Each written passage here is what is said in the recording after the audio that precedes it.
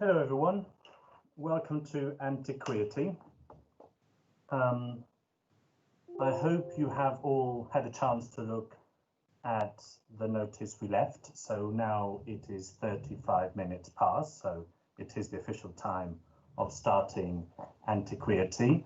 So we welcome you all to this Being Human Festival event.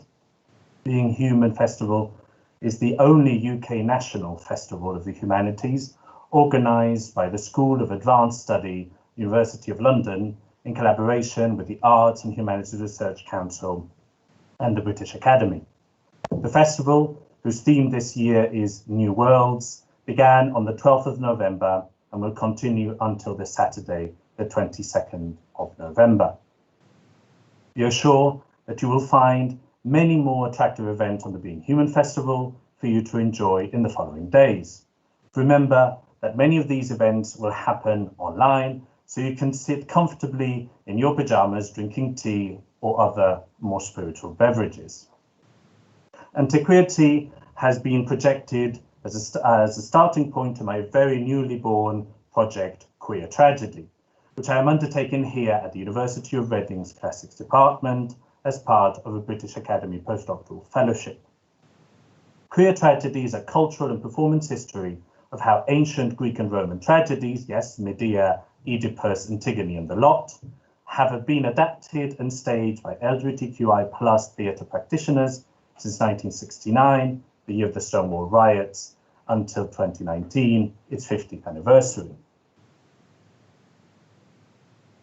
Since part of my work is to contextualize these performances within a broader cultural and social context, I thought it would be a good idea to travel through the bigger picture of queer uses and understandings of antiquity with my dear colleagues here in the Department of Classics and the Euro Museum in Reading, Professor Catherine Harlow and Dr. Claudina Romero Mayorga, who should be somewhere there. I think it would be nice for people to see your faces.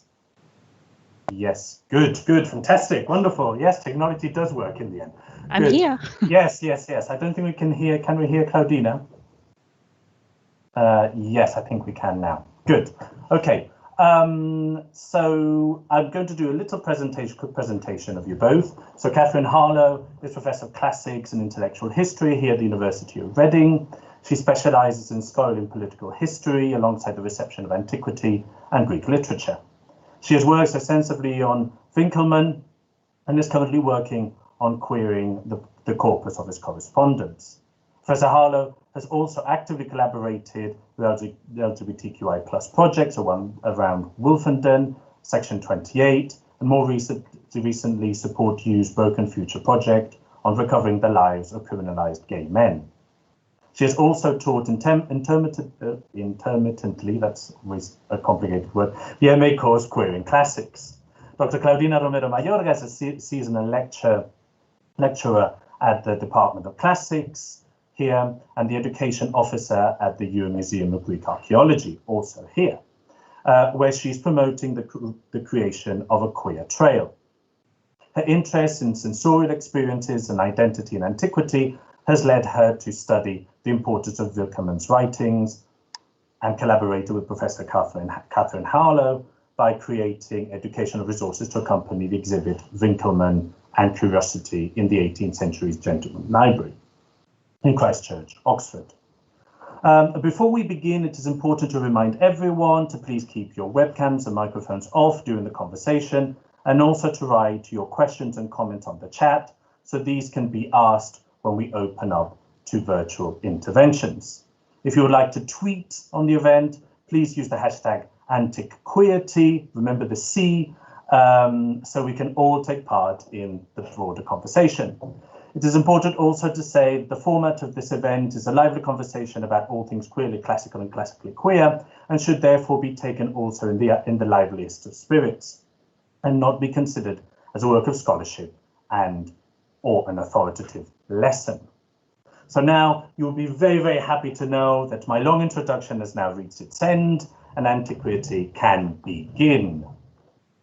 Let me go back to the, yay! Let me go back to our PowerPoint to begin. I wanted to begin Antic-queer-tea with perhaps a very commonplace, but probably precisely because it's a commonplace, a very useful place to start these sorts of conversations. And even more, it's quite sadly fitting because the first quote is from Oscar Wilde in his trial in 1895, after which he was sentenced to 2 years imprisonment, amongst other places here at Reading Prison. So I wanted to start with this because you will be able to see a little feel of where our story wants to begin, and we'll set the discussion forward. So I read. He's been asked, sorry, I put it a bit in context. He's been asked, what does Lord Alfred Douglas, Bosie, mean in one of his poems by the love that dare not speak its name? And Oscar Wilde replies the following. The love that dare not speak its name in this century is such a great affection of an elder man for a younger man, as there was between David and Jonathan, such as Plato made the very basis of his philosophy, and such as you find in the sonnets of Michelangelo and Shakespeare. It is that deep spiritual affection that is pure, that is as pure as it is perfect. It is in this century misunderstood, so much misunderstood that it may be described as the love that dare not speak its name. On account of it, I am placed where I am now. It is beautiful, it is fine, it is the noblest form of affection. There is nothing unnatural about it. So I wanted to begin this conversation at a moment in which a lot of this use of antiquity or Greco-Roman antiquity springs up.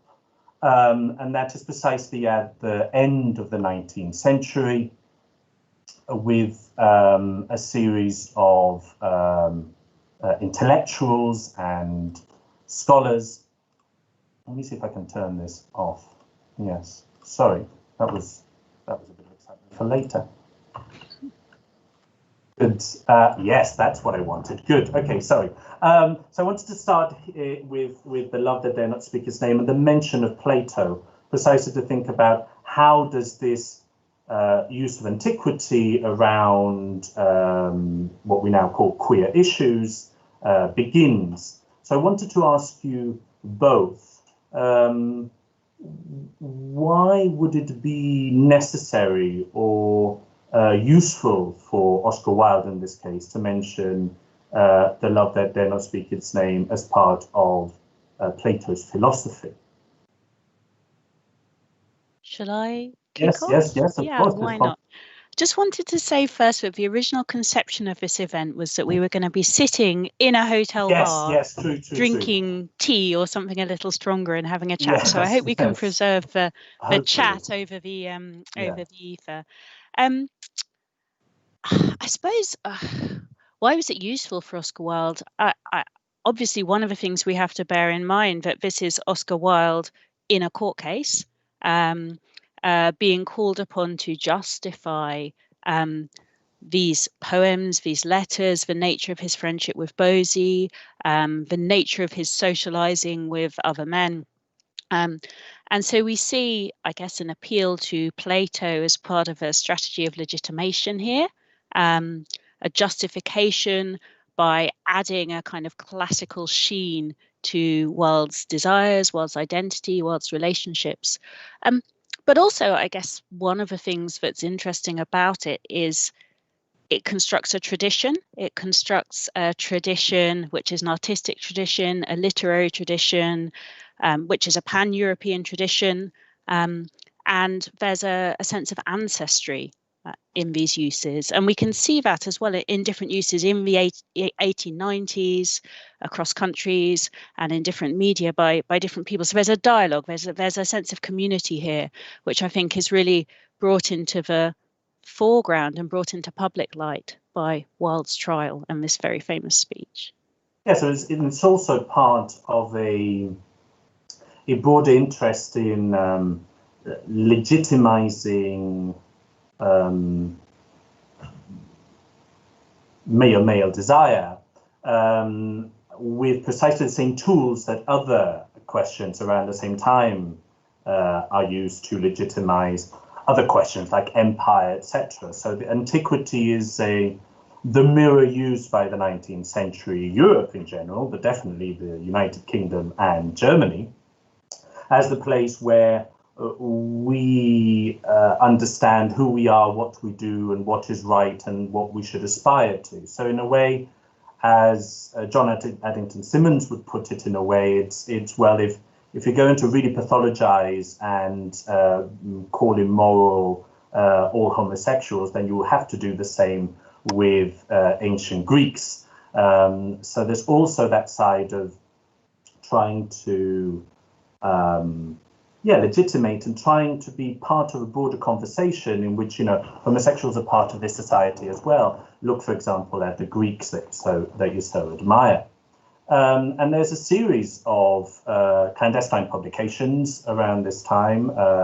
By clandestine, I mean only privately printed and circulated amongst closed groups. Among them, John Addington Symonds, who also uses antiquity as a space for not only for legitimizing, but also for thinking about what male desire is. He, for example, is one of the people that follows the idea of it all being originally a martial question, that it's all in the midst of times, it all begins with the sort of companionship that Achilles and Patroclus have, and then is brought down through Sparta down to the broader Greek community. But it's also interesting how it is also used as a kind of secret code, how antiquity is also used in many of these poems as a place to kind of talk about the love you feel without being able to talk about it. So, for example, Bosie being the Iacinthus to Wilde being Apollo, and all of these love relationships from ancient myth that serve as a kind of a code that you can, with some ease, justify otherwise, as a learned mention of Ovid, or something like it. One of the things that I think is really, really interesting about Wilde's trial actually is the status of the evidence in Wilde's trial. So on the one hand, there are, stories, witness reports of Wilde entertaining rent boys, in hotels where he had no business doing so, and so on. But that is not what is actually put on the table in the libel trial at the start. What's on trial is a novel, The Picture of Dorian Gray, and what is on trial is these letters, the letters which are not produced, but the letter that it turns around is one that was actually turned into a poem and published. And so actually a lot of the debate is around what makes sense as a public message and a public expression, and what is a private message and what might be suspect about a private message. So that the status of literary expression of queer desire is one of the things that's on trial. And the appeal to classics as saying this is a sort of noble part of our European tradition, which has always been here and there's nothing to worry about, is part of that strategy. But publicity and privacy, I think, is really at stake there. You're muted, Oliver.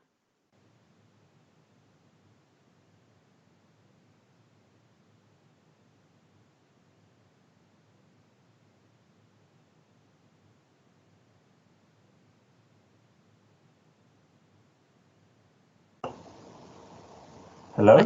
Yes, you're back. Yes, okay, I don't know what happened there.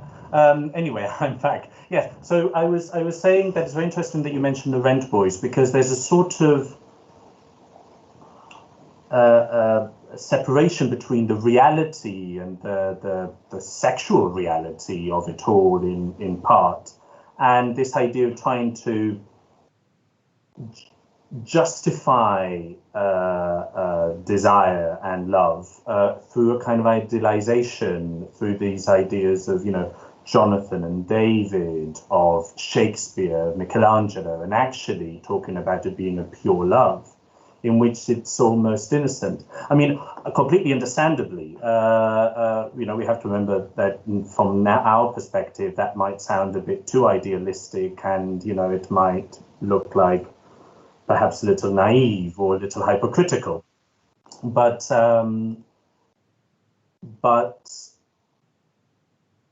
at that time, that sort of idealization is a way of precisely talking about it in a way that it is palatable to 19th century society. It's very interesting, going back to the idea of idealization, that it all kind of, a lot of this discourse at this time does move around an idea of pure love, an idea of it being educational, it being a way of connecting men in an intellectual pursuit, rather than it being, well, it also having a carnal side to it, which I think it's very, very interesting. I mean, there's another quote here which I had ready.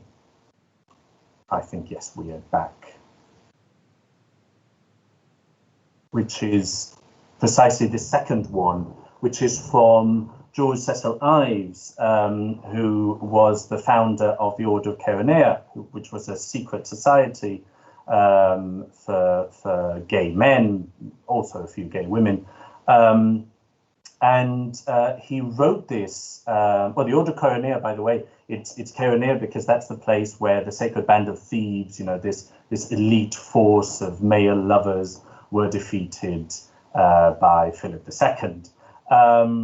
And he writes the following, which follows this idea of trying to bring it all kind of up a level into a sort of abstract and ideal world. And he says, it could have been no mean and unworthy ideal of love, which was followed by so many of the masterminds, by Solon and Demosthenes, by Alexander and Epaminondas, by Pindar and by Sophocles. We must indeed be cautious in viewing ideals through the glasses of those who do not see them, and of blindly accepting as true those accounts of the passion, devotion, and heroism of the past which have reached us through the corrupt alembic of current Grundyism.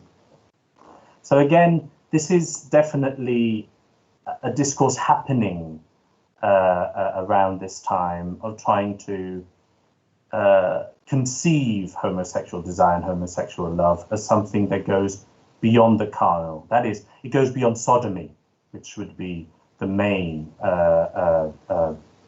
accusation happening at the time. And it's also, you have at this time things like, Edward Carpenter's Iolaus anthology, in which precisely he is trying to put together different examples of male desire, male love, in order to justify that there is a long tradition of this happening since antiquity. I guess yes. one thing.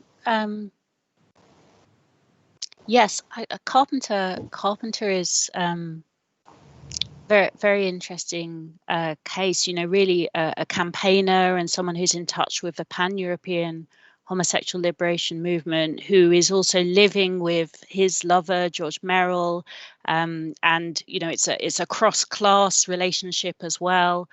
I was doing some research on books from around this time, and I was calling up books in the Bodleian, and I discovered some in the Bodleian Library in Oxford, and I actually discovered some letters from Edward Carpenter, little notes in the front of some of these books. And he clearly had a campaign whereby he was sending his pamphlet and his samizdat literature to different libraries and trying to get it into research libraries and scholarly libraries. And so I think the Edward Carpenter archive, which does exist, has more material. Carpenter wrote these works like the Anthology of Friendship, and also anthropological works about same-sex desire across cultures. And I see him as a little bit different, because sometimes he does the whole Greek love, noble and intellectual thing. But Carpenter is very interested, I think, in carnality, and doesn't believe that in order to justify or legitimize men desiring men, you have to pretend that there is nothing physical, or nothing that is, this notion of the need to legitimate or the need to raise into a noble realm is quite a cramped ideal, actually, for the kind of freedom to desire and love in the way we want, that we might want. So it's a funny moment, the 1890s, I think, and the tragedy of Wilde, in a way, does sum this up, I think, because there's as one would expect for the time, I guess, there's also a kind of an abandonment or a disowning of queer desire in what Wilde does and in the way things turn out. And I'm interested in, a little bit critical of the way this has become so canonical, because if one turns to other of Wilde's letters, some of ones he writes from Italy, one can find lots of other details about the men he's hanging out with, and some much more playful, kind of quite carnal descriptions of his life and his loves there, and that all somehow gets lost, because there's an accommodation, I think, of this moment, of this idea of tragedy as well, and of this idea of platonic love, which is maybe more acceptable to subsequent generations, as well as to the 1890s. And I guess part of the project of gay liberation was to get away from that prison, in a way, in part. Yeah, definitely. Sorry, Catherine. Did you just go? No. Okay, because I can't quite see you, very small in my screen, so that's why I couldn't quite see if you were trying to talk. Yes, definitely. I also think that because it's part of this very tragic moment, this final speech before he's sent down, it is also kind of fossilized into a palatable discourse of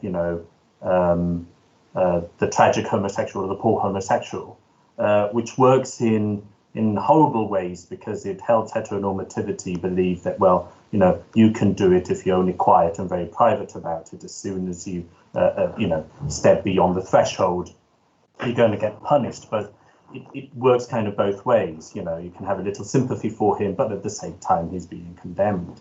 And it's true what you say about Edward Carpenter. I mean, Edward Carpenter, in his anthology, he also adds, for example, Roman examples, which at this time is a bit frowned upon, because, of course, Rome is the place of vice, is the place of emperors, behaving badly. It's, the place of Petronius Satirica and, carnal, physical love. And Edward Carpenter is one of the few voices that, yes, perhaps not, full-blown exposition of Rome, but he also uses those examples. Probably also because he's connected, we'll talk about it maybe a bit later, with the sexological discussion as well, and with the broader European discussion that is taking place. But it's interesting that all of these people are linked in social and also intellectual ways, and that they know their queer history. They know also their queer language. And it's very interesting to move on, to go to the third quote here, which is of the picture of Dorian Gray, which is, as you mentioned, Catherine, was very much present in the trial, and has been read and should be read in a way as precisely a gay novel. And at one point in the picture Dorian Gray, which, by the way, Dorian Gray is not called Dorian for just any reason, it's precisely part of this justification of Greek love and male desire, or same-sex desire, being Dorian love as well. In the picture Dorian Gray, we can read, the love that he bore him, for it was really love, had nothing in it that was not noble and intellectual. It was not that mere physical admiration of beauty that is born of the senses and that dies when the senses tire. It was such a love as Michelangelo had known, and Montaigne and Winckelmann and Shakespeare himself. So again, it's ancestors, and there's also a kind of an aesthetic ancestry, isn't there? But also, interestingly enough, the link to Winckelmann, who seeds a lot of these things that at this moment are at the forefront. And here we finally have a little moment of titillation with David Beckham and the Torso Belvedere. And we have here a quote of Winckelmann, but probably, either Catherine or Claudina would want to read that in a second. But I wanted to kind of ask the broader question of how has Winckelmann affected this way of looking at antiquity and finding in antiquity a place to discover and explore what homosexual erotism is.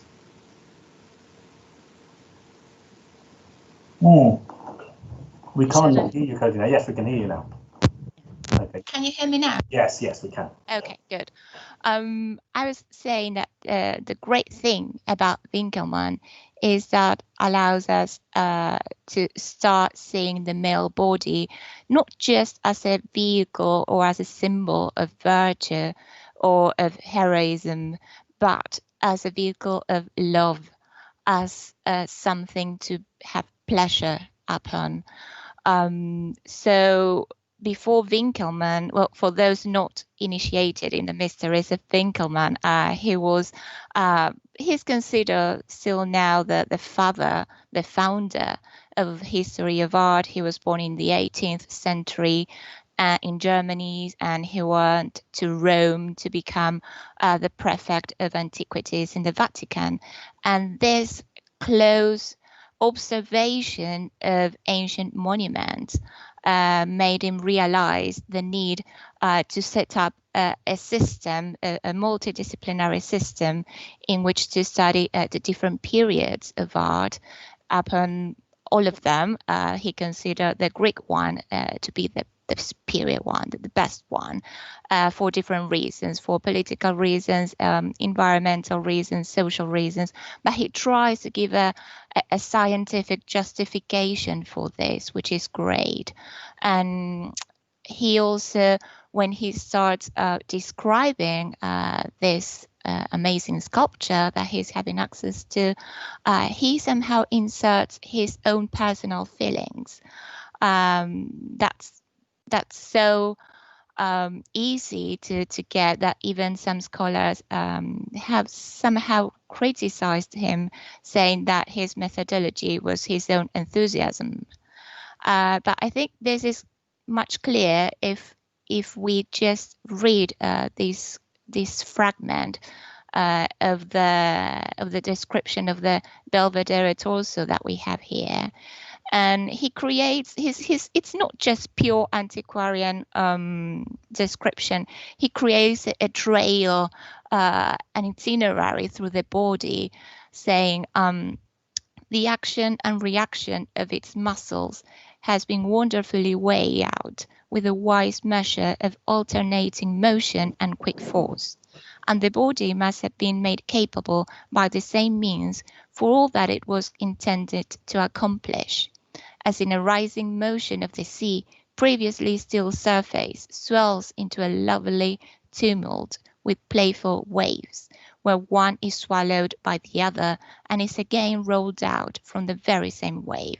Here, just as softly swollen and drawn in suspension, one muscle flows into the other, and a third, which raises itself between them and seems to strengthen their motion, loses itself in the latter, and our glances, as it were, likewise swallowed.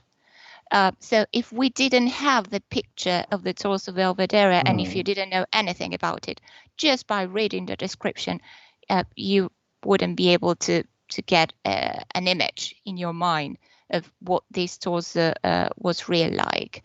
So the influence of this sculpture, which has been known since the 15th century in different Italian collections, and was supposed to be made by an Athenian artist, Apollonius, but in Roman times being a copy of the Greek one. So again, we have this reference to a Greek original, not just Roman, but a Greek one. And it's been so present in the history of art and in our own culture that even when Emporio Armani decided to cast David Beckham as their own model to show their new underwear line, the posture, the body posture of Beckham is just mimicking the Belvedere torso, and even the fragmentary vision of the torso, he's covering his muscled arms, and there was no reason whatsoever to cover his muscled arms. Yes, maybe a shame, isn't it? Yeah. But in this case, there is, because they're trying to evoke that image of antiquity. So here again, antiquity is a mirror that we're still looking upon. Sometimes it's a distorted mirror, if you want, like in those, fairs or fun houses, but a mirror nonetheless. And the good thing about Winkelmann is that it liberates the gaze upon the male body, sometimes hypersexualized gaze upon the male body, but at the same time, there is some sort of justification to make it not carnal. That was what we were just talking, but just wave into the Platonic current of philosophy that we were just talking, into that sort of pederastic paradigm, if you want. So yes, but Winkelmann also kind of enables an erotic gaze, which is an erotic gaze that might actually be shared kind of to all civilized people, and to all civilized men also, including probably heterosexual men. So actually the enjoyment of Greek statues becomes something that everybody can enjoy. I can even look at it erotically as well, which I find very interesting. And sorry, Catherine. I think in a way it's even stronger than that. It's not just that the sort of erotic gaze on the sculpture, and actually the very sort of tactile quality of some of Winkelmann's descriptions as well. He says even of vases, that gazing upon vases is like the feel of soft skin and youthful curves under our hands. So there's this sort of synesthetic thing going on. But actually what Winkelmann does is say, in order to be a proper connoisseur of Greek art, you have to take up a position of desire in relation to these male bodies. So it actually becomes normative, if you're a man, to desire these bodies. Not very. Women have been almost entirely absent from our conversation. Yes, yes. And it always into one of the sort of dilemmas. I work a lot on Winkelmann, but it's very interesting to work on these dynamics. As a woman, I identify as a woman, someone who Winkelmann was resolutely not interested in his writings. We have one letter that survives that he wrote to a woman, and one woman he praised by saying she was the most manly woman he'd ever met. Which probably from him was quite a compliment. Lovely. But I think the good thing about Winkelmann is that when he has this eroticizing gaze upon the male body is always an ancient one. It's a Greek one that has been worked in the arena of the palestra of the gymnasium. It's muscled. It has nothing to do with the bodies of today, he says. And also he's not really into contemporary sculpture. So there's always some sort of distance in that desire upon the male body. It's not just sheer carnal desire. There is a filter in between. And it's also interesting that by establishing this kind of Greek ideal, we have then followed similar paths by trying to replicate, in many cases, the bodies of ancient male sculptures. And, you know, we have in the 1950s, for example, you have all of these pictures in different fitness magazines of almost naked men standing beside columns, you know, and looking very strong and posing actually like the Discobolus, or replicating these ancient statues precisely to be looked at, again, to be gazed upon. And it's very interesting how once that is established as the ideal body, the ideal masculine beauty, then we have replicated it since. Yeah. There was something about this campaign which I found very striking, the whole Armani underwear campaign of around 10 years ago, where they also used Cristiano Ronaldo. And I remember seeing some of these pictures of Bex and Ronaldo, you know, in their pants on bus stops and things. And they were really striking, because actually in sort of mainstream popular culture and advertising, we weren't used to having male bodies presented in this frankly eroticized way, especially not with a gaze that looks back at you. Women's bodies, sure, you know, but this was something, the kind of mainstreaming of a particular kind of objectification of a male body, which I found very interesting. The other thing I wanted to say about Winkelmann was he doesn't only praise the kind of muscly Farnese Heracles type. There's another, in his History of Ancient Art, he talks about another kind of beauty, which he associates with artistic representations of Hermes, which he says combines masculine and feminine characteristics and has a more curved figure, and is less sort of muscle-bound masculine. And so there's room in Winkelmann's aesthetic for appreciation and praise of different kinds of beauty, and beauty which mingles different characteristics beyond binary gender. And that's something that gets talked about a lot less often in Winkelmann's work, but I think it's quite interesting. We might relate it to a situation in the 18th century where there were trans people and there were people who were gender fluid. And we know that some of them were indeed in Winkelmann's circle, and we have, you know, some evidence about them. And I think in the 19th century, there was more of a retrenchment that had to go underground in a way. Yeah. Shall we continue with more statues? Yes, please. Yes. Okay. Then we've got, to give you a small transition, which is yes, just in the Oscar Wilde, we saw Michelangelo pulled into this artistic tradition, as well as Winkelmann. And so we have to remember that this tradition of male friendship, male heroes, had a kind of visual analog as well. It's not just people in books, it's also people in sculpture. Yes. Sorry, Claudine. I'm sorry. Yes, absolutely. And I think this could be interpreted as the queer sculpture, the queer gift that keeps on giving, because no matter how many lectures you give to this group, it just won't stop. So this group was found apparently in Rome in the 15th century, and became part of the collections of cardinals and popes and so on. It wasn't found like we can see it now. One of the heads, the figure on the left, was missing. Bits and bobs of the limbs were missing too. But all in all, they could see that there were two types of bodies that corresponded to different traditions in Greek sculpture. And again, we have apparently a Roman copy of the Greek original, but we still don't know that, because this is one of the only prototype. Yeah, I think this is the only prototype that has been found so far with this iconography.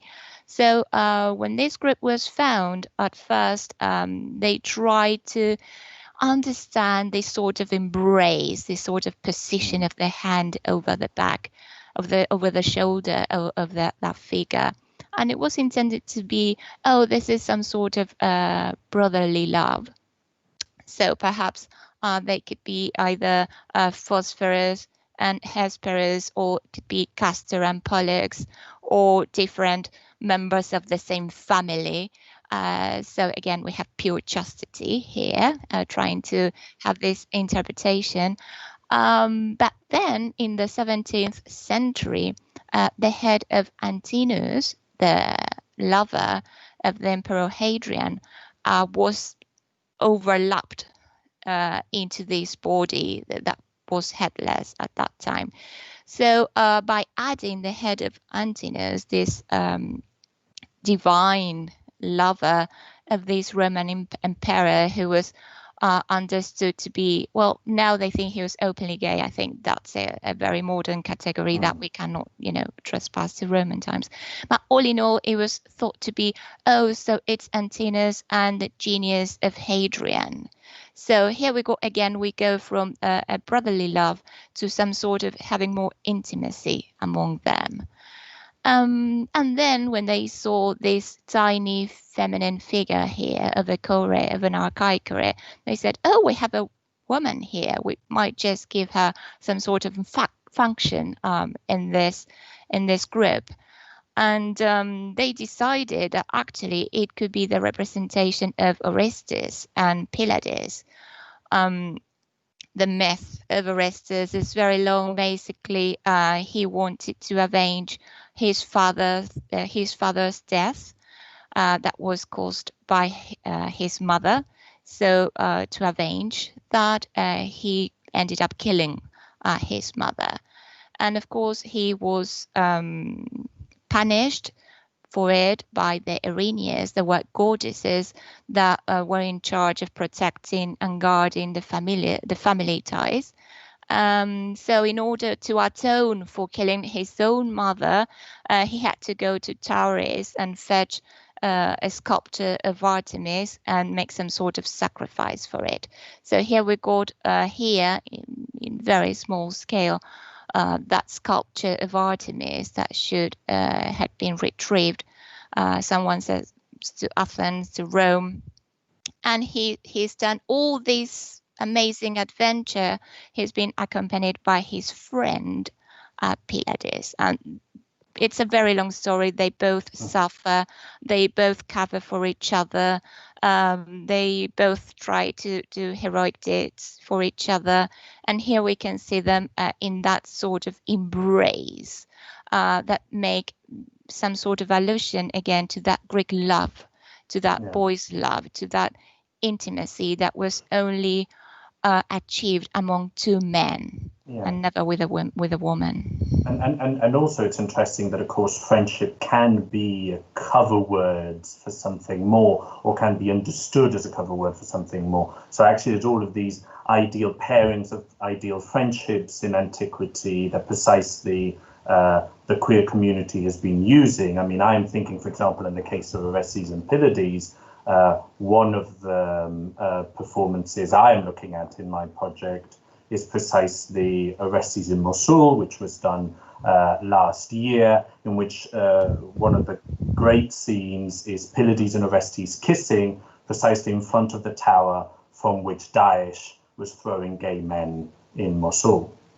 So actually, it's something that still continues until today, this pairing of friends, lovers, and how in a way the distinction is not necessarily has to be made, how they can be one and the same thing. And it's very interesting with Antinous and Hadrian, which is, as you have said, another reading to this once they added the head of Antinous, how that has been an idealized couple of, the perfect male gay couple of antiquity, and to the point of it being central to Magali Yourcenar's novel, the Memoirs of Hadrian. And it brings me to the next Yes, exactly, to the next picture, which was actually Call Me By Your Name, which kind of fits together. It's interesting how so far what we've been talking about can be seen as a little guide to how to watch Call Me By Your Name, because there's precisely a lot of talk in Call Me By Your Name about friendship. I mean, it's all about really the discovery of the younger guy falling in love with the older guy who is a student of his father, who is seen as a sort of art historian or archaeologist. It's sort of bit unclear whether he's a artist or an archaeologist. And they find these bronze statues in a lake. I can't remember, Lake Garda, I think it is, but I can't remember exactly.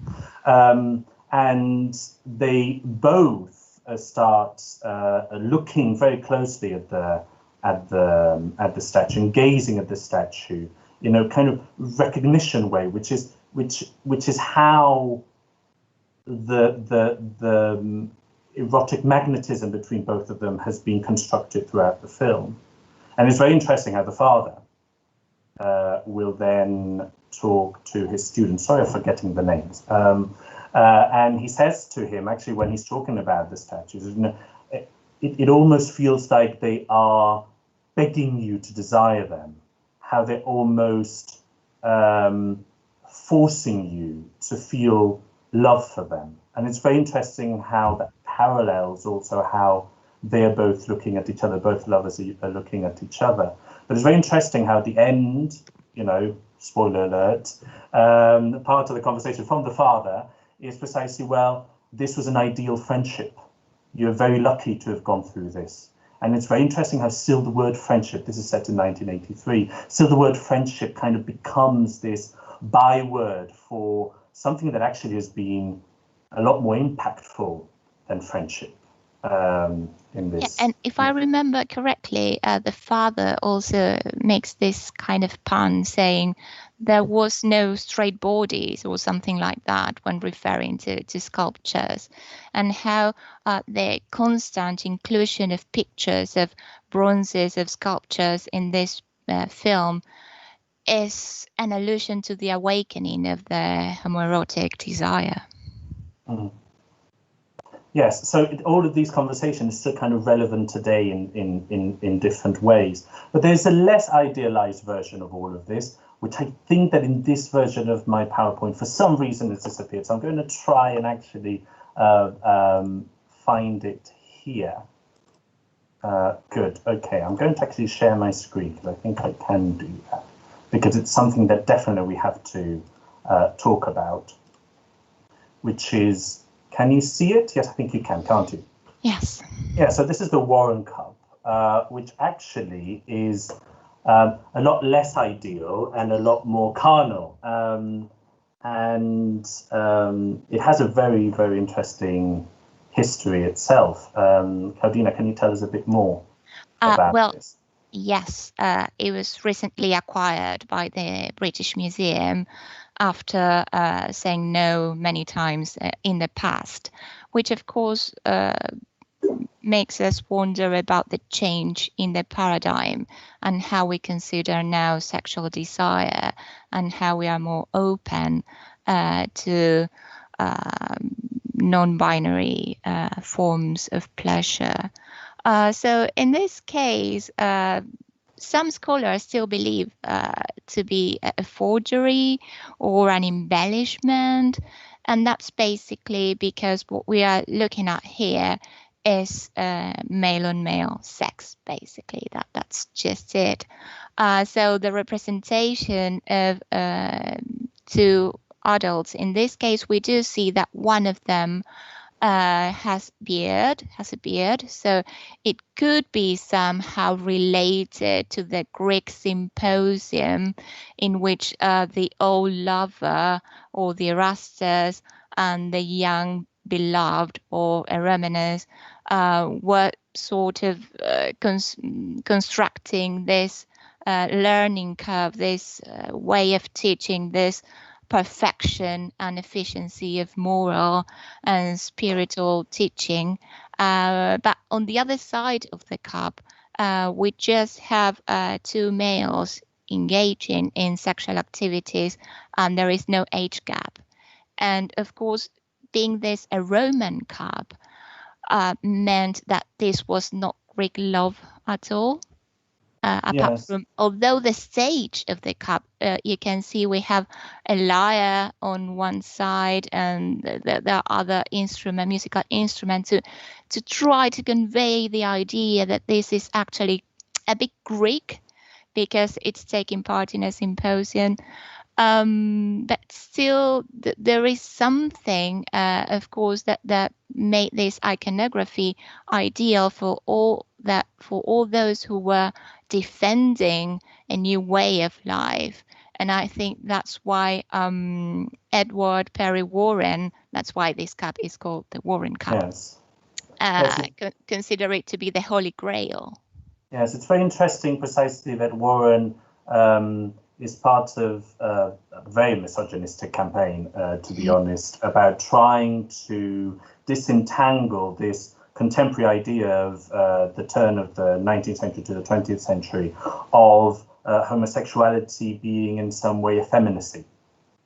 So there being a feminine side to the homosexuals. And actually, he's trying to defend all the time that because this is very martial and because this has a martial origin, that actually it's extremely manly, that there's nothing feminine about a gay Absolutely. man. And it's very interesting how precisely this cup is a very clear example of that, because as you say, on the other side, there's definitely two men who are probably from the look of the same age. But yes, he's trying very clearly with this example to show how this has a historical legitimacy, but also how the paradigm is actually very similar to his own with his partner, who both have a very impressive collection, which is now in the Boston Fine Arts Museum, I seem to remember. And also, it's very interesting how the very cup has a very interesting history, which maps very clearly onto the history of queer history in this country, which is that it was offered in 1952 and it was rejected. In 1953, I think, as an anecdote, is when John Gielgud is arrested for cruising, apparently. I can't remember exactly where. So it is a time when it cannot be displayed in a way, that it's the moment of gay bashing, it's the moment of a policeman being agent provocateurs, etc., to precisely entice people back to their homes and then arrest them because they have gone with them to their homes. But then in 1999, which is the time actually where there's a lot of MPs coming out openly, and there is a stronger presence of the queer community, LGBTQI community, it is bought finally in 1999. And it is exhibited in 2006, which is just 1 year after civil partnerships have happened. And also, very interestingly, there was a series of Warren cups, of replicas of Warren cups created with colours of the rainbow flag, precisely to raise money for the charity Stonewall. So it's very interesting how there's a very interesting relationship between the story of the Warren Cup and precisely the history of Britain and queer issues.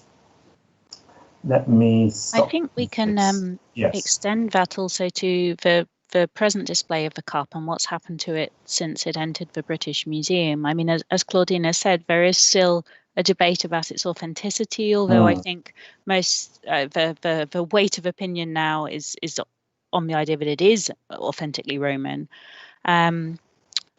Some years ago, I think it was in Reading actually, Neil McGregor, who was director of the British Museum through the early 2000s, came and gave a talk in Reading, and I think he mentioned that when he featured the Warren Cup in his History of the World, actually the backlash that it provoked among sort of family values campaigners involved having his personal details, McGregor's a gay man, his address details published on a website, and various, responses which I think felt quite dangerous for him. If you go to the if you go to the British Museum now, as if you could. Last time I was in the British Museum and went and hunted for the Warren Cup, it's actually on the, I think it's the first floor. It's not a kind of highlight work on the ground floor, and it's in quite an interesting gallery which has some Etruscan wares and also has a fresco from Herculaneum of Ariadne abandoned on Naxos, which I find interesting because it's an image that Winkelmann uses, and he focalizes through Ariadne. And actually it also inspired that woman painter whom he said was so masculine. And then we have the Warren Cup as well, but it is tucked away. And the link to Warren, who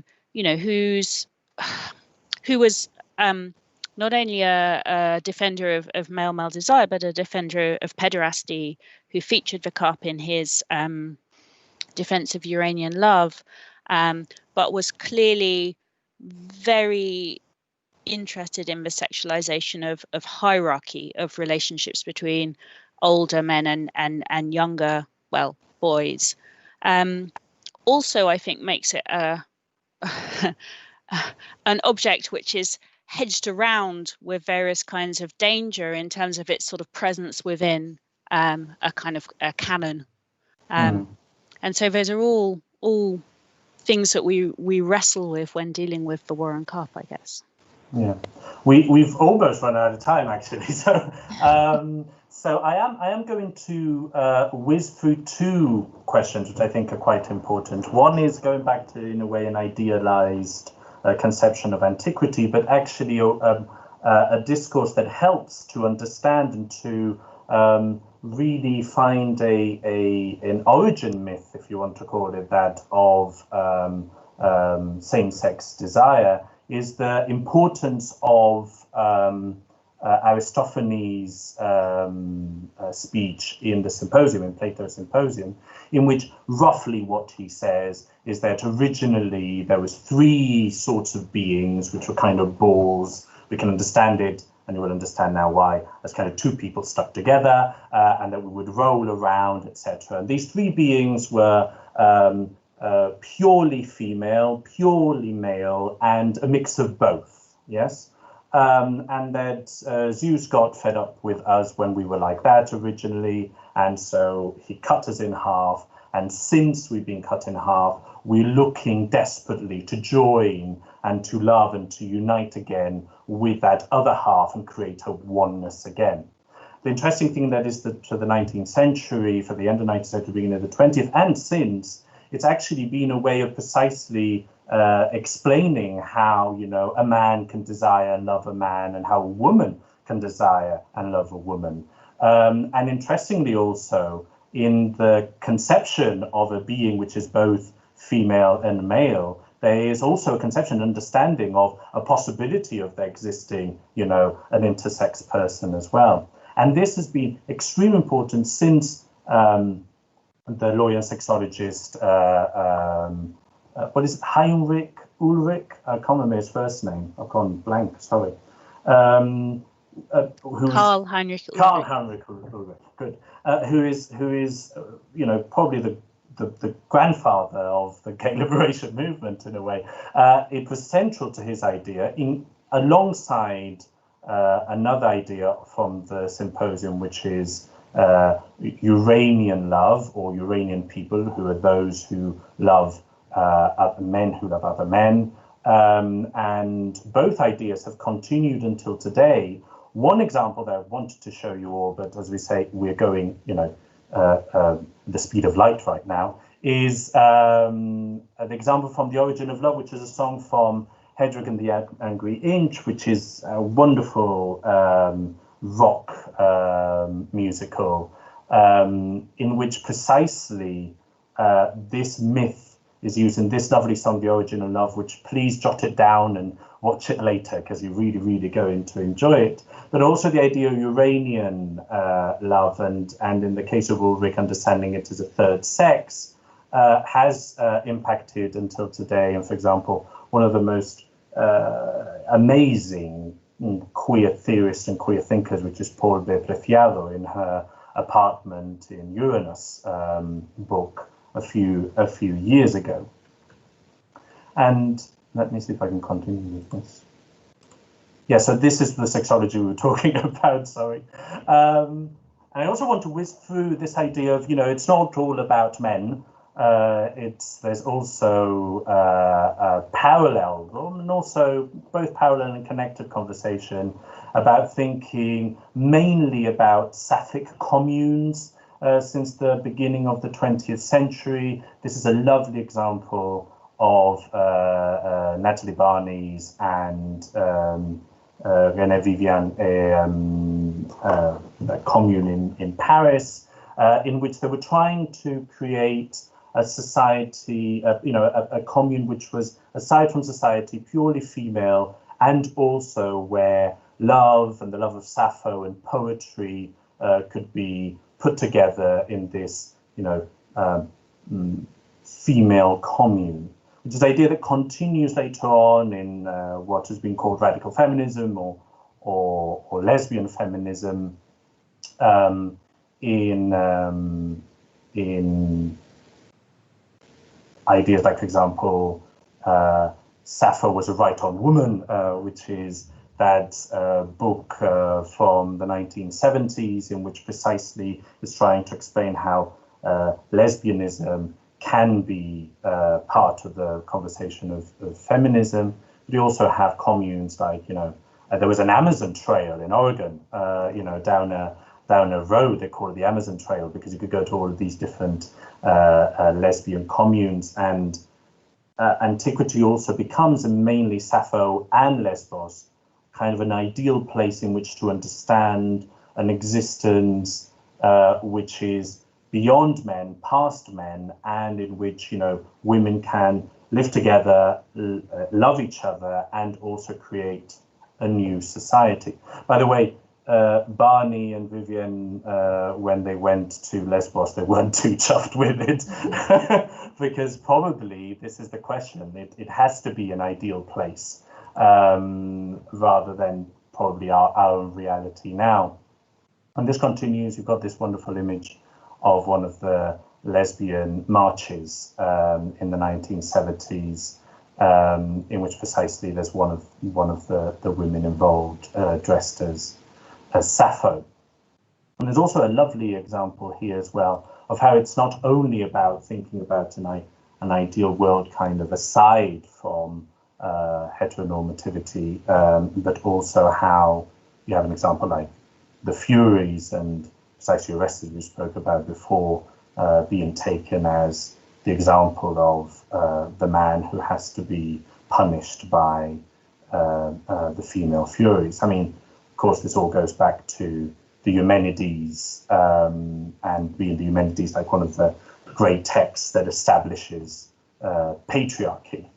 I think we don't have much time for much else. I don't think.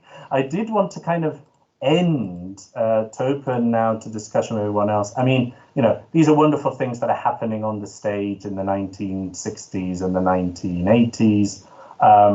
This is wonderful fan art, which is part of a kind of a fan fiction movement that we do have now, and this is still happening today, how ancient examples of queer desire, queer identity, queer place in the world are being adapted and integrated. And actually, it's very interesting how this works, that it's not about the example of antiquity, but it's actually about taking antiquity on and actually making it present, actually saying, oh, this is part of who I am and what I think of. I mean, one of the best, very interesting examples, which is anecdotal, but I think is very interesting regarding this, is the fact that in one of the books of the coloring book of transgender heroes, I think it's called, Elagabalus, the Emperor Elagabalus appears, precisely, and you can color him in. And again, it's kind of brought to the present, kind of, this is a vivid way of making it about now, about, who we are, what we love, what we desire, and how we feel in society. And finally, I did want to end with this, just because, I want to end with queer tragedy. And that is this wonderful example of a play that took place in New York in 2017, in which the Trojan women, Euripides' Trojan women, is adapted into the setting of 1980s ballroom culture. And it is performed by black trans women and black gay men, black gay men and Latino gay men, and also I think one white gay woman, and it's taking the story of the Trojan women, which is, of course, only the women are left after Troy is sacked, and precisely this is the moment in which they are waiting to see what their future is going to be like, and where they're going to be shared out, and who's going to take them into slavery. And it's very interesting how Talthybius, who is the person who connects, who is kind of the go-betweener between the Greeks and Hecuba, who is the queen of the Trojans, is actually here the nurse of an AIDS clinic, in which Hecuba, as mother of the house of Hecuba, is receiving this news about her children dying of AIDS. And it is very interesting, the transposition as well. I mean, any of you who have watched the series Pose on Netflix, which if you haven't, I truly recommend, you understand these examples of, mythical mothers defending their child, and how that is part of ballroom culture also, as, mothers and transgender mothers bring together a family of a queer family, which is not a family of blood, it's a family of protection, it's a family of solidarity, it's a family of affection. So it's not only about, I know it's probably felt like that, it's not only about, old gay men. It's, the way that antiquity has impacted queer communities goes beyond that, and goes very much to the present. Anyway, sorry about that. Sorry, I just didn't want to give you the impression that it was all about old gay men. Good, I think I can stop that. Good, okay. I think we've got some questions somewhere perhaps, and if we don't have questions, maybe someone would like to ask a question. We have got here, I don't think we've had many more before, no, okay. But please feel free to ask your questions or to raise your hand so we can bring you into the conversation. We have one here of Christiana, who asks, how about the explicit reference to pederasty on the backside of the cup? I guess this is, of course, the Warren Cup. Okay, so do you have the pictures of the cup? Yes, I do. I can share it now. Because on one side you could actually see that. Oh, I don't have the other side, but I can try and find it. So you can see that the one in the bottom there was a mature man with beard, while the other was much younger. So you could see there some sort of reference or allusion to that relationship between different hierarchies and different echelons, if you want, with a mature older man, a wiser man, and the young ephebic male. The thing is, in Greece, this was considered a valid way of learning between a master and pupil. However, if we consider this to be a Roman representation, and not just a mere copy, but a Roman creation, it was the belief that for Romans, male and male sex was actually a bit of vice and something not accepted openly. So that's why also there are so many scholars still arguing about the authenticity of the cup, because although there are other Roman representations of homoeroticity or male-on-male sex, it's not as visual as this one it is. And I think that this sort of invasive gaze that we are directing towards this cup can be somehow channeled through that peeping tom we have on one of the sides. We have a slave who's actually watching this happening. So that makes you wonder. So these men are not slaves. So again, there is not a relationship of master and slave, or is it? So there are many questions regarding the iconography, and I can't provide just one answer, I'm afraid. Yes, but it's interesting also, as I say, that although that's one of the possible readings, it's not quite the reading that Warren was wanting to bring across. And also we have to understand, I think it's important to say this, that younger doesn't always mean underage. This is important because sometimes it's been construed like that, and actually I think the insistence on pederasty, on Greek pederasty, in a lot of these discourses has given a lot of munition for homophobes to call gay men child molesters.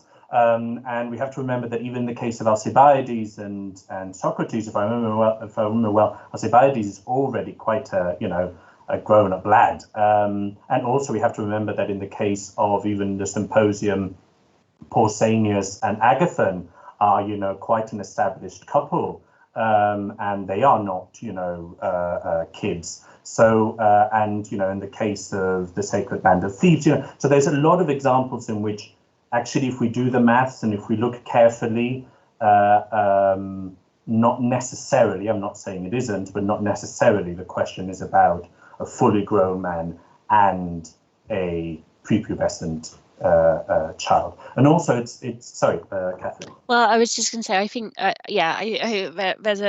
think the question one always has to ask when we're dealing with minorities is why certain features seem salient when they don't become salient in the, the kind of more normative or the majority views. So, in the 18th and the 19th century, Winckelmann might be writing love letters to a 15-year-old boy, but actually there were, people marrying 15-year-old girls, men marrying 15-year-old girls, and somehow the debate about the age difference doesn't seem as prominent because that's a heterosexual pairing. Yeah.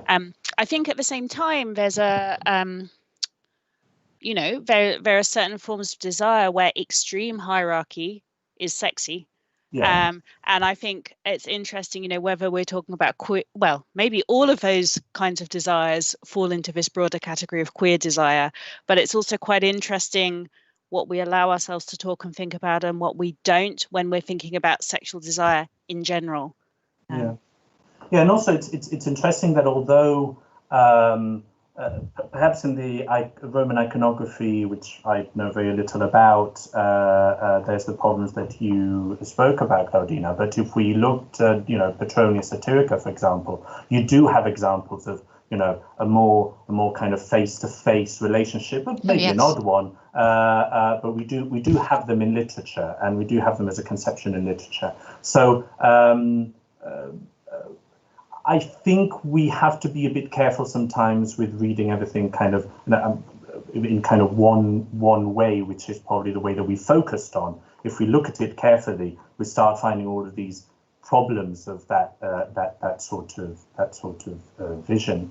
Should we bring in Aleardo here, because I'm sure he's got something to say about this? And I yes, I think Aleardo was in. Yes, Aleardo, are you there? Can you unmute yourself? I don't know if you can unmute yourself, or I have to mute you. Let me see if I can find a way of muting you. Catherine and Claudina. Unmuting. Yes? Okay. Allow to unmute. I've allowed to unmute. Okay, yes, exactly. Because for some reason my version doesn't let me. Oh. Talk to us. I think he is trying to talk. Oh, did it not work? Okay, let me see. As I say, my version doesn't let me. So We see you. Yeah. okay. Aleardo is very lucky, and Aleardo is part of Reading University. So I have given him presentation rights, which means that now we should be able to hear him. Yes. Yes, you. good. Yay! Thank you for a fantastic event. And I was you brought up the question of the age, and I remember finding some sources where they tried to quite systematically work out what the ages might be of the Erastus and the Romanoses, or the typical age at which it would start. And I mean, the jury's out there, really. How would we ever know? But there are some quite convincing analysis that in ancient Greece and so in antiquity, people developed quite later compared to what was the case with us. And so actually, at 18, you would still be a beardless youth. So, that's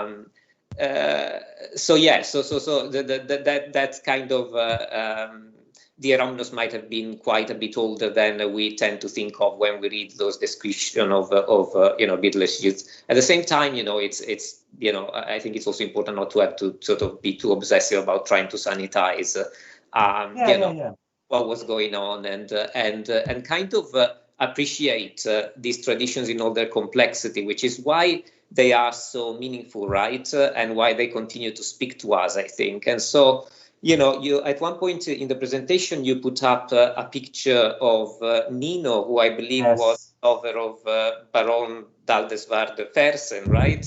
Who had the Villa Lysis in Capri. And it's interesting that at the top of the entrance of Villa Lysis, you have the inscription Amori et Dolori Sacrum, sacred to love and sorrow, which I think kind of summarizes probably how Fersen felt about his sexuality, which had got him into considerable trouble and then made him an exile. So he had to leave France to go and then sort of retire in this queer community in Capri.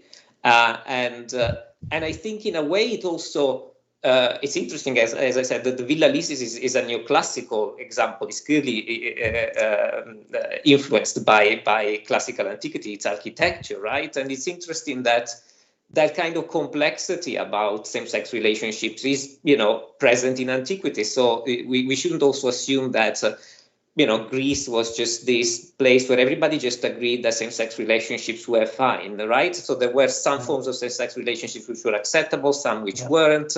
Even the ones that might have been broadly acceptable generated debate. And so the symposium is a debate about that. It's a debate about the merits of same-sex love. It's not as if everybody agrees that same-sex love was great and that same-sex love manifested sexually was the way to go, right? And I think that's why these traditions are so interesting and so rich, and why, and it's interesting to me, as I said, there are so many female participants here, and in the panel we have two women talking about male same-sex desire out of three, which is great, but at the same time, there's almost like a bit of amnesia about how, I don't know, how rich. I would like to see more of that archive and that tradition brought into public discourse personally, but that might just be my bias. I am much more interested in this, and I am interested in trying to figure out some kind of new queer way of reconceptualizing love and reconceptualizing aesthetic. No, thank you. Maybe because I come from Italy, I'm gonna stick with the Greco-Roman idea. So many things to say in relation to that, and I love the wall behind you, by the way. In relation to this portrait of Nino, I mean, I might put this on the cover of my book if I can get permission. It's so great. I mean, the Villa Lysis, it's named for Plato's dialogue, which is about friendship. So it's not only a neoclassical villa, it's named for this discussion of friendship. And, he is the Apollo Belvedere if you look at the pose, if you look even at the way he's represented within this kind of niche, which might be like a niche in the Vatican, he, you know, it's a classicizing portrait of Nino Cesarini here. Yeah, one of the things we didn't manage to talk about, I guess, was this kind of 1890s, 1900 moment, and those kind of, if you like, two wings of an emergent, can we call it a gay liberation movement? It wasn't like the 1970s gay liberation, you know, but the kind of masculinist wing, which Oliver referred to, and then a wing which was really concerned with the abolition. Well, I think in some ways it was, you know, to use an anachronistic vocabulary, concerned with the abolition of patriarchy. And that was, you know, involved anarchism and socialism and issues of the abolition of the family, the abolition of marriage, and various structures which would then enable people to live in communities of free desire. And so you had feminists who were women who were making common cause with emancipationists, with, you know, rather more radical sexologists and so on. And I think that kind of the pamphlet literature, which is coming out of the Max Spohr Verlag, includes, you know, works devoted to Sappho, works devoted to marriage and the women question and so on. And I think that moment of kind of connection between men and women and, you know, yeah, people of all genders, in fact, in service of this ideal is a really interesting one. And of course, in a very direct sense, some of that was crushed by the Nazis. You know, the book burnings were the burnings of the books of Hirschfeld's Institute for Sexual Science. So those very famous canonical pictures of the Nazis burning books, you know, that's some of the books they were burning. So I do find that moment really interesting, and I'm intrigued by the way and sort of frustrated by the way in which the male friendship Greek love tradition still continues to kind of take up so much of the conceptual ground. Yes, I mean, probably also because a lot of the histories that have been written so far, and, you know, where we could get our material from as well, have been focused primarily on, you know, the gay man as the queer subject by default, and I think a lot of work has to be done on that still to bring out these other histories, you know, which have been perhaps ignored is not the word, but kind of set aside or not paid as much attention. I mean, it's very interesting what you're saying about that moment in the turn of the century, but also something relatively similar, although now we see it in a bit of a disparaging way, was with the homophile movement in the United States. I mean, one magazine, the Daughters of Bilitis, were also talking about, you know, and theorizing and understanding and working through antiquity in order to also both explain about themselves to the broader world, but also in order to create community and to create an understanding of you know, how is it that we actually work at a moment in which, you know, people are getting, you know, they're getting sacked, they're getting, you know, attacked, etc. So it's very interesting that another kind of moment of resurgence, which is those 1950s and 60s, again, antiquity becomes a very interesting place debated again. But even it happens after Stonewall.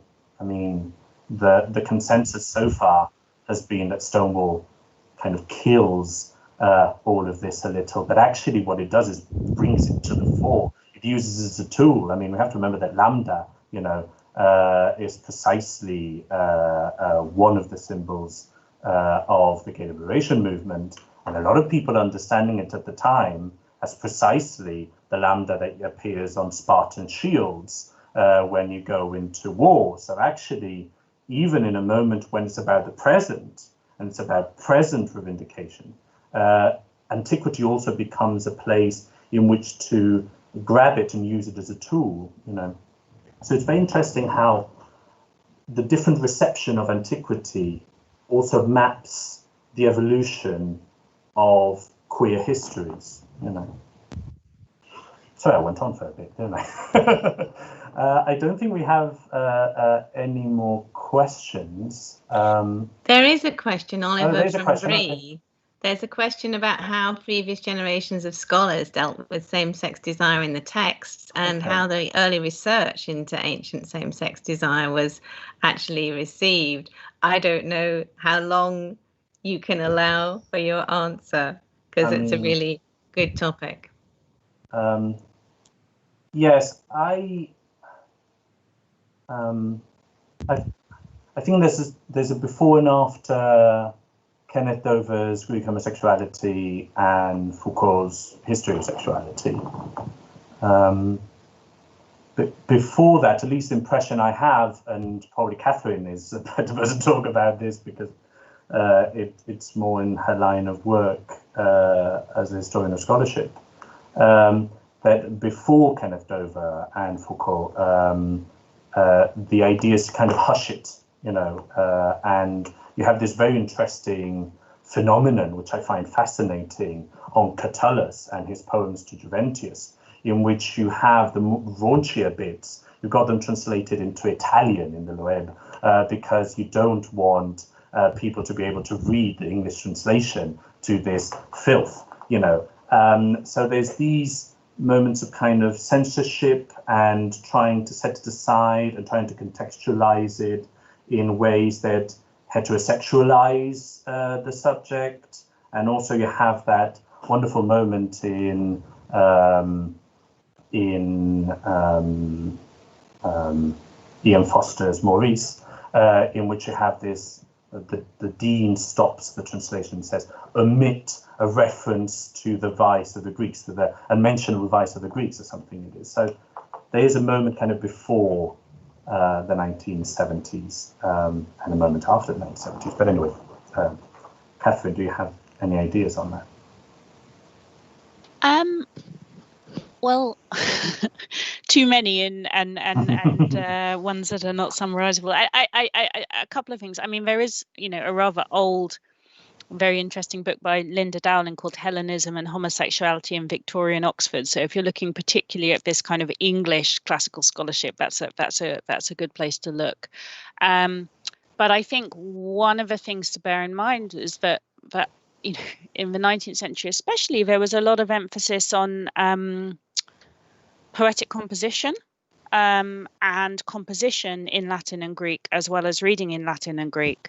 And I think that actually in those poetic compositions and, the taking on of an Ovidian voice or the taking on of a Catullus voice in your poetic composition, there was then space for people to be boys and young men, because they were mainly the people who were doing the poetic composition, to explore these different voices of desire, of male-made desire, or perhaps even of taking on a female voice to express desire for a man. And one can really see that going on through some of the speech competitions and poetic competitions. And I think it's no surprise then that, to bring it back to where we started with the Wilde trial, this letter to Bosie was actually translated into French, turned into a French rhyming version, and then published in an Oxford undergraduate magazine, and that was the kind of cover for it. So there's a lot that could be said about that. And also that, people like Carpenter, I mean, you read these works and they're extremely scholarly. They're campaigning literature, but they're based in an awful lot of reading and research and scholarship. Absolutely. Good. Is there a last question we can ask, or shall we wrap it up? No, it seems like no questions, unless someone's madly writing down their question. Good. Okay. Yes. Okay. Well, we'll end it here. Thank you ever so much, all of you, for coming. Thank you, Catherine. Thank you, Claudina, for joining me. And the only little reminder is that you will receive an email shortly with a survey for the Being Human Festival in order to see what improvements can be done for next year. I think you have a chance of winning £100 in some sort of voucher. So, you know, hopefully you'll be lucky. You'll receive that in an email. Please follow it. And if you don't receive it for whatever reason, do get in contact with me so I can send it to you. Thank you so much all for coming, and have fun and enjoy yourself. Bye-bye. Bye.